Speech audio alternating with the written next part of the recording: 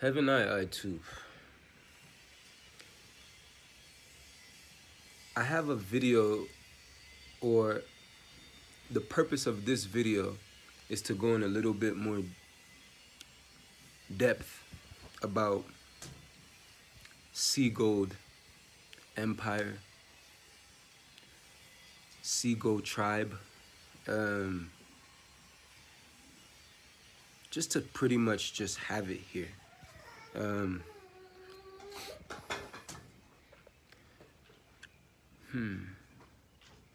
First and foremost, as of late, as of recent, and actually for some time now, for years, persons are seeing some of the vlogs that I put on the internet, and there's quite a few people that at least get what I'm saying to a certain extent, or are interested, and then message me for more information, or maybe to inquire on how they can join and be one force. Now, I went through the hundreds of videos that I have on this channel, and I did do mission statements. I did videos on where we're at as a community, what our intentions are in these things, though maybe I wasn't very clear on certain things. So this video is to just hone in and be a little bit more specific to the serious people that literally know and agree with what Nikosi is sharing online.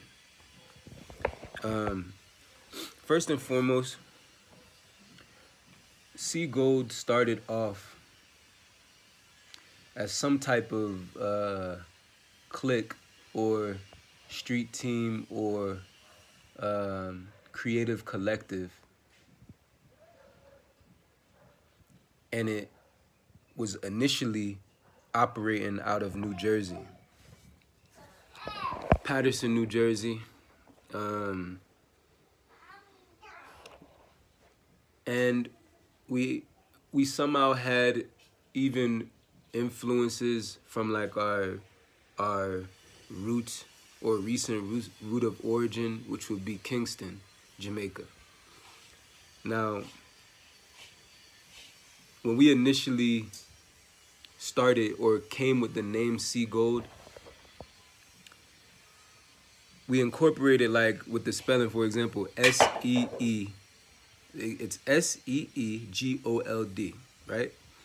Now, the two E's in the name stood for the block that the initial founding members of the organization were residing in New Jersey.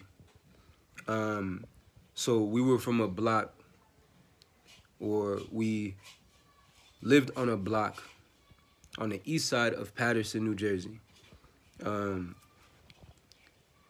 33rd Street, to anybody that might be from Paterson that watch me, or to persons from Jersey that pass through. It's just the east side. It's not like the worst hood in Jersey or in Paterson. It's not even really the heart of the hood. It's actually like a Jamaican, like a Jamaican area. A lot of the Jamaicans are on the east side, from going all the way from 10th Ave all the way to Vreeland Ave. They even call Vreeland Ave Jamaica Way now. I seen it online. I ain't been there in like 10 years or something, but it's interesting.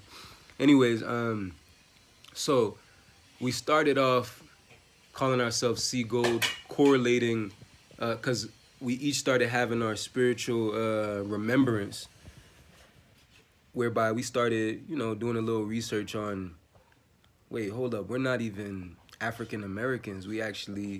We're not really even from here. This is where we're from and growing up at, though we're actually, what the world would deem as Jamaicans. So we started, you know, even though we're Americanized at this point, we're fully engulfed in the American system, started just wanting to be more of what we are innately, because in our home, we speak patois. In our home, we eat regular Jamaican food. Rice and peas damn near every day, oxtail, blah, blah, blah. cold foot soup and all of these things. So I said, wait, why am I just trying to be this African American? Even though we know that African Americans and African Jamaicans, so-called, we all are somehow cousins and brothers and sisters. It's facts, we know this. Though, when you hone into the illusion of like separated experiences, the experience of an African American is different than the experience of an African Jamaican. It's different. So upon just linking more with who I am, can't deny what I am and what my experience was. So I said, hold up, I'm even beyond the so-called Jamaican. Because in Jamaica, we know that we're African. We don't have as much of the how do we say, dissonance, thinking that, oh, we're native. You know, yes, you have a pocket of people in Jamaica that say that they're Tainos or the Arawaks. Though generally speaking, in Jamaica, we know, not just because of school, though even because of language, through oral history, and through the subculture that we've created as Jamaicans, we know that we are African. I'm going to use the term African. We are African. So upon coming to that remembrance, not just myself, though the other founding members, and I'm going to touch on who these members are as well. I'm going to get there. We said, okay, we want to have our title that people cite us publicly with. We want our title to be something aligned with Africa somehow. And also somehow linking us and showing that, wait, hold up, they're not just a regular black person in the States. These people are Jamaican. So we correlated to Jamaica, but then obviously the bigger picture of Africa. How is it correlated to Jamaica? Because first and foremost, a lot of Rasta say Selassie, C. So we use the word C in the word Selassie. C for SeeGold. And then the gold, the word gold, was correlated to the Jamaican flag, which obviously is still linked to Africa. That's the Ashanti flag. The Jamaican flag was literally inspired by the Ashanti flag of the Ashanti Kingdom in modern-day Ghana. So we took the gold from that because we think gold represents something of just high spiritual, like the highest spiritual value. Very, very, it's the pinnacle. So that's where the correlation to Jamaica came. Then we correlated to Africa. How? Because the SeeGold also then correlated to those writings on the walls, the, you know, Kemet, Egypt, the all-seeing eye, the third eye, the pineal gland. SeeGold did not intend to promote these what do they call them? These Freemasonic organizations, such as what people call the Illuminati. That is not what the I represents when we say I. Also, when we say I, it's similar to how Rastas. Obviously, I'm Jamaican. You know, we have the influence of Rastafari. Rastas say I. Everything is I. They call it dread talk. They call it Rastology. So, if you hear my son crying, just try to pay attention to what I'm saying as best as you can. He's fighting his rest. Hopefully, my volume level is able to clearly hear what I'm saying. Because this is a very important video, because I'm already at 8 minutes. So let me hone in a little bit more. Okay. So pretty much SeeGold was to represent like it is to represent the mind of God, the Christ mind, enlightened soul. Because that's initially what they even were portraying in Egypt. When you think of the Eye of Ra, they call it. So, okay, this is how SeeGold started off. And because we were in the hood, we also correlated to our current experience. So it even was somehow like a little street team, not a gang, a street team, even somehow a hustling team. We would put a stamp on different things we were selling. I was never no Alpo big time drug dealer. It was just simple, regular nickel and diamond, regular struggle for a black person in America. And I was trying to fit into that experience when that's not necessarily the experience of a Jamaican. It's just that I was in America. I was in the United States. And even if I'm a so-called Jamaican, once again, we're all brothers and sisters. The system there doesn't see us as separate. Even though our experience is a little different, our subcultures are different, we are one and the same. The police see me no different than they see somebody lighter or darker than me or the same color. We are just African descendants. That's what they see us as.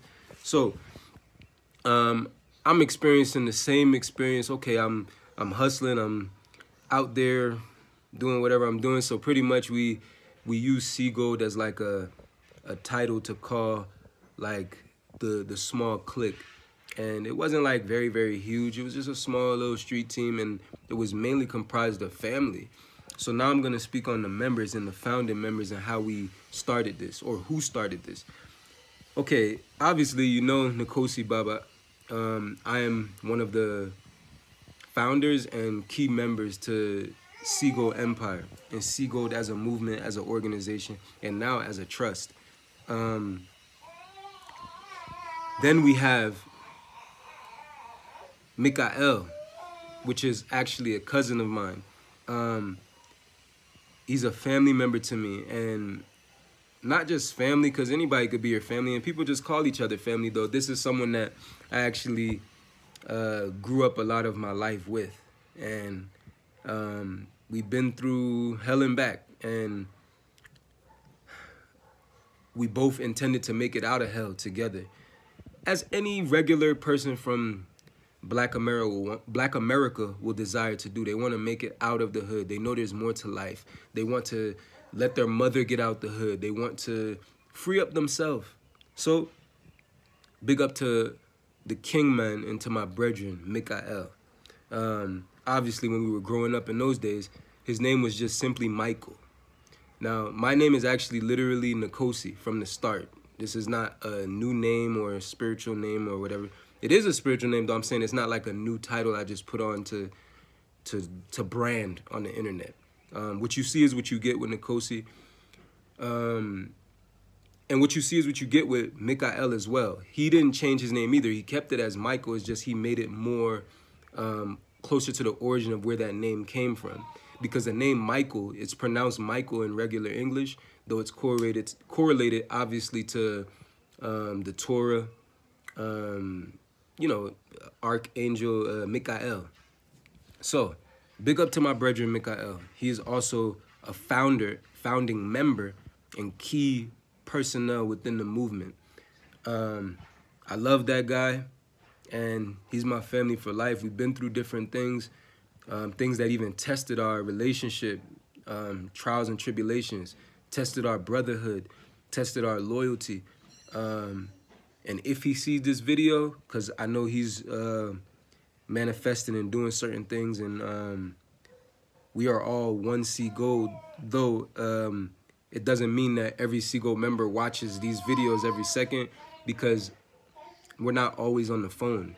I'm actually the one that's most active on the phone stuff, and I'm actually in the process of transitioning from the internet and phone stuff. I've been saying that for a while, though.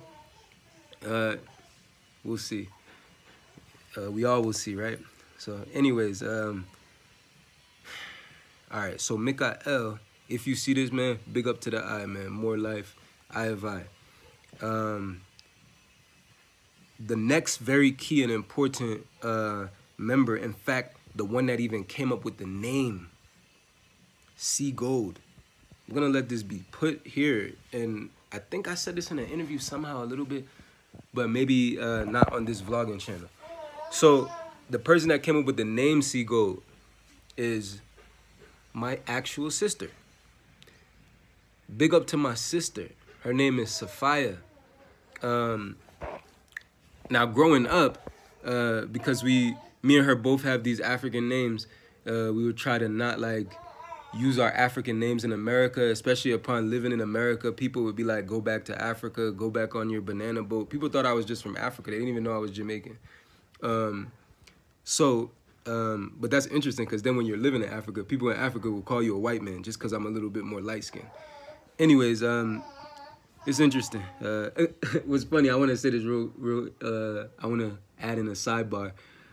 Some brethren from a diaspora community met me the other day, and he was like, yo, I was born in Africa, But because I grew up in America, like, I'm not, he said I'm not, what did he say? Hold on, I don't want to, in case he watches this, I don't want to say his words incorrectly. He said, in my own country, because he's born in Africa, he said, in my own country, I'm not African enough for them because I grew up in the States. But then in the States, I'm not American enough for them. I'm too African for them. So, like, I'm torn between the two. He was just saying that. It was very interesting. And then I could relate to where he's coming from. Even though I wasn't born in Africa, I could relate that, I could just relate. I see where he's coming from. It was very interesting because in the States, some people will think that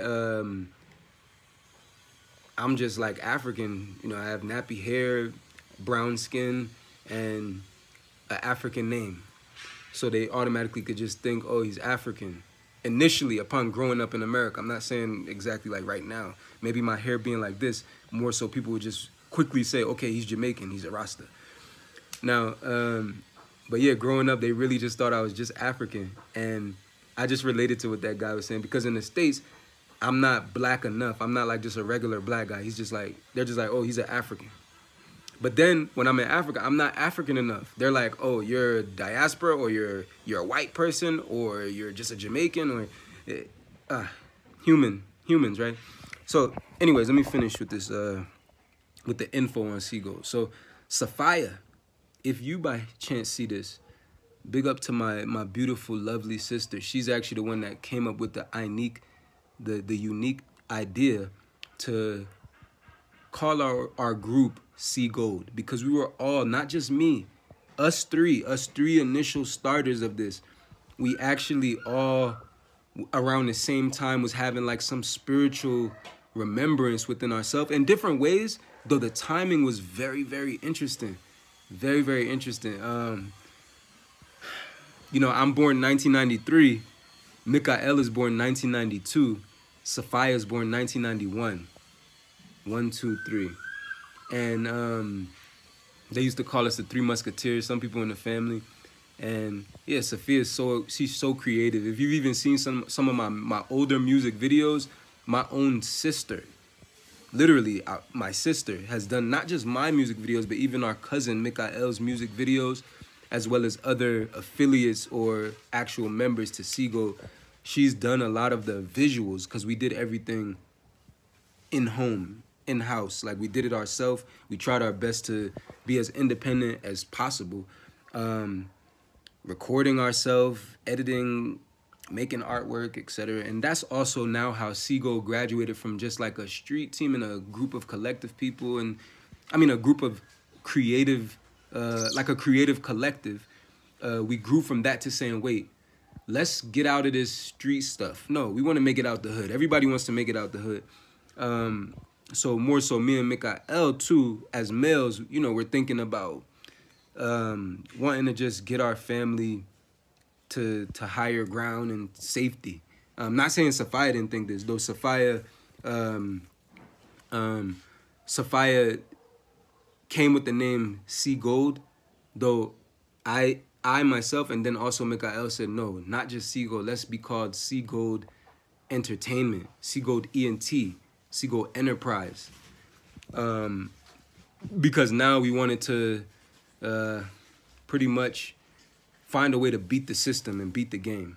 Oh, I missed one point. Okay, Sophia, I'm calling her Sophia, though when we was coming up, herself and myself, because people just thought we were African with our African names, we actually wanted to fit more into the system a little bit. Even though we were meant to be standouts, we both kind of like used names that, like, we pronounced our names in different ways. That's not the actual pronunciation or intention of what our parents wanted our name to be. So, for example, her name, when we was coming up, we would call her Sophia or Sophia or Sophie, or shorten it as Saf, to kind of like water down the more African Sophia, or you get what I'm saying? Even though Sophia is not even the most African name, it even has some Middle East Arabic influence somehow, but it is definitely linked to Africa as well. Now, my name, how do we water mine down? People used to call me Nick. Yeah, Nick. And to this day, I don't like that name. Anybody that supports me or watches, please don't call me Nick. If you want to shorten my name, you can just call me Kosi, or you can call me Baba. If you have that kind of view of me and you see me to be some kind of spiritual reminder for you in your journey, you can call me Baba. You can call me Nikosi Baba. If you feel like calling me Baba is kind of weird, no problem. I'm not like needing people to call me their father or no. You can call me Nikosi. My name is Nikosi. Please don't call me Nick. Please. Okay. So, all right, this video is now at 20 minutes. Wow. Hopefully I can get it uploaded because my phones don't have much memory, but let me finish more and speed it up to current time now. Okay, now at this point, the founding members of SeeGold have all went on different areas within their journey, in the sense that, like, for example, Sophia, it's not that she's no longer repping what she started, though Sophia, she is now focused on other things. She's at a different place in her journey currently, which is perfectly fine. I love you, my sister. Big up to you. I pray for guidance and protection for you. And in a nutshell, she's not physically with me, like on the ground with me, as I've like started a movement out of what our initial collective was. Now, this brings me to my next point. SeeGold graduated or went from just being a remedy to our experience in the hood and us wanting to link to our roots, and then first of all correlating ourselves to Jamaica and then correlating ourselves to Africa at large. We said no.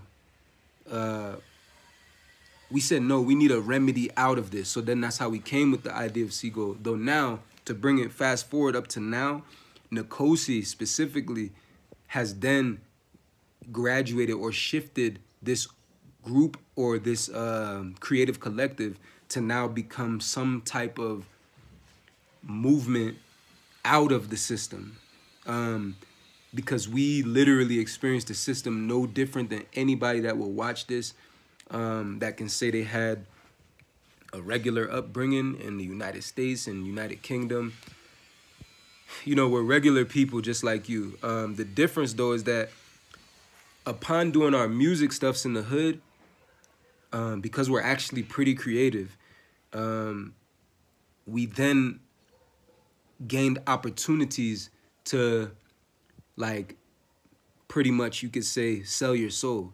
We've gained access to certain avenues and connections and different things, because New Jersey is in a tri-state area. It's in a unique place whereby you could have the best of both worlds of Philadelphia or New York City, which are some of the biggest shitstoms, like it's the biggest cities in the shitstom. So we started just like people was just resonating with us. They thought we reminded them of a Tribe Called Quest. That was like the most, cause like me, Sophia, and Mikael would do like little collaborations together, or you know, Mikael and Sophia would do songs together, or me and Saf would do songs together, or just me and Mikael. And pretty much people thought we gave them like something different. It was different from Jersey, different for Patterson, because Patterson is like, it's a typical inner city area, typical hood, and in Patterson mostly they got that battle rap gangster style. So we came different because first of all, we weren't like typically just regular Black Americans. We're all one. I'm not saying we're better or worse than Black Americans. We're a little bit different due to the fact that we are so-called Jamaicans. Now as Jamaican Americans living in America, it gave us some kind of different flavor.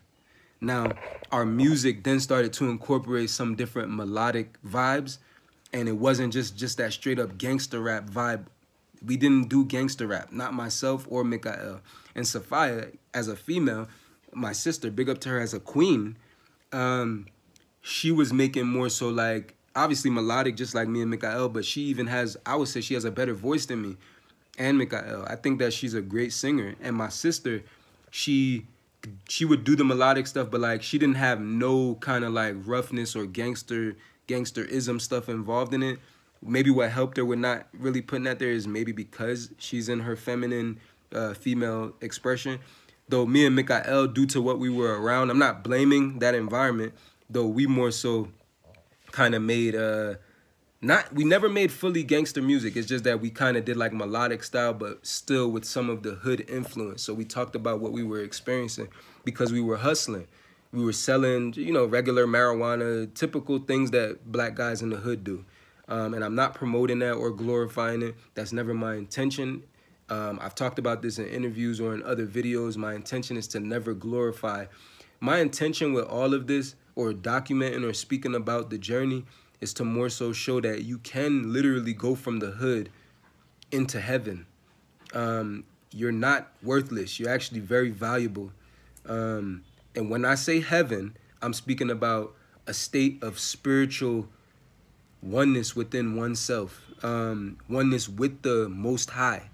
That's what I'm talking about. You can make it from the hood and still grow into a spiritual being. In fact, a lot of people that become healers or messengers, they made it through some serious pressure in their journey. Now, if anybody that follows me or that's been watching or just been kind of like been a spectator or even a critic to Nikosi, and maybe see like, okay, Nikosi's kind of like, he's just some hoodlum on the internet, and now he's trying to use spirituality or whatever people might perceive me as. I do want to say, and make this be on camera. Wow, this video is getting long. Let me speak a little faster, so keep up with me. I need to say this on camera.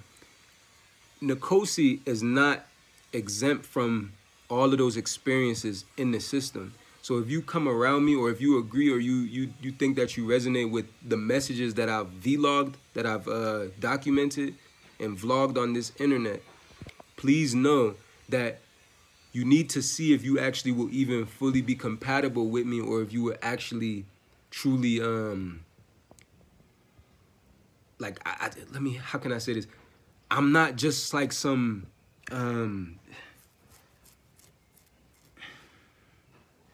Don't think that I'm just somebody that's about to just be like some saint to you, or like I'm not somebody that didn't experience the system, the world.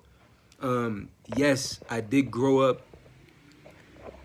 in it's not even really that unique, by the way. Every black person, or most black people, or so-called black people, lived in inner city areas. We try to live in the inner city areas because we're trying to make money. My family will tell you we left Jamaica because we wanted greener pastures. We wanted money. Money. Everybody wants money, right? So, my experience and the different scars that I've had in the battles being in the world, it still can be a little present. You can still see some of it on me. You can see like, all right, dang, I can see he been through some challenges with that. He grew up here or there. Maybe I speak a little bit more eloquently now, but I don't think so. But somebody told me that I have a good vernacular, but I wouldn't call myself a hoodlum. In fact, I was sent to the hood. It was all by design. Yes, I'm using that word, sent. I was sent to the hood to be a mirror for other people from the hood. And that's the whole point of this video, because it's to show what the intention or the mode of operation and even the starting point and trajectory of the movement of SeeGold. Because now it's beyond just some street thing or like a group of people trying to do music. It's actually a spiritual collective, and it's even a tribe. So I'm not a hoodlum. Did I experience the hood? Yes, I did. I was sent to the hood though, and it was all by design. God wanted to use Nikosi in this journey to pretty much show like, okay, the typical program of like a black guy not having his father and mother, and then trying to like seek some type of father figures or masculine energy outside of his home and go on the streets or go find friends and people at school or whatever the case may be. the typical experience that most black people are subject to, it doesn't mean that you can't turn a new leaf. Don't be discouraged. Don't think that that's all you're meant to be. I genuinely want to see so-called black men be the best expression they can be and live a natural, peaceful, abundant existence. Not just so-called black men, but even the black women. I want them to be the royal, powerful, strong, sovereign queens that they are designed to be. And when I talk about royalty, I'm not talking about it in a colonial, imperial way. I'm not talking about colonizing people and making people be your slaves. That's never what my intention is when I speak about royalty. I don't want to have slaves myself. I don't want to be nobody's slave. That's not what the intention is. Now, within a community or within some kind of royal structure or even a tribe, you do have hierarchies. That's just a part of nature. That doesn't entail slavery, though. Now, all right, we're at 30 minutes. I pray that this can get to you. Wow. I'm going to do a part 2. I'm going to do a part 2 because I noticed that I'm not... I need to retract certain things to make sure I hone in on certain areas. So, click the part 2 to this video. All right, got